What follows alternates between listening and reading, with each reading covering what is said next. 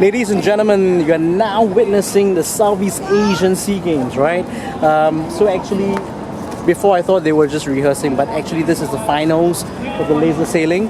So there right now in the Singapore River out there, we have Singapore versus Malaysia, and it's the final round.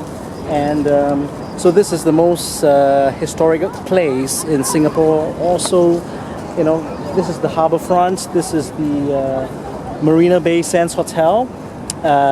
When you Google Singapore on the internet, right, you always see a photograph of a swimming pool that sort of falls over, you know, it's like overlooking the sky and it just sort of tilts over, you know.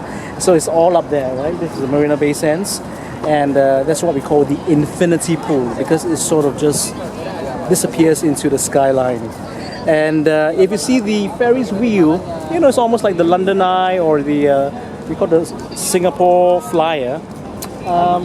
There was a story many years ago that said that we need to have the direction of the wheel turned differently. You know, the reason is because we, to some extent, the people believe in feng shui. You know, the geomancy, the energy of the place. And if you go to people's homes, especially for Chinese homes, Asian people's homes, sometimes you see fountains, water coming into just at the entrance of the door.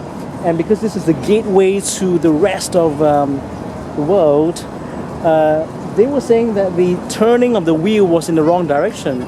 So money was not coming into the city or coming into the country. So they needed to turn it in a different direction. I'm not very sure or not very familiar which direction they needed to turn, but that was the belief of the makers of the Singapore wheel, Singapore Flyer. So that's just a little bit of insight into our stories. You really should be here and join me, you know, in the finals of the in the Southeast Asian Games, 28th Sea Games.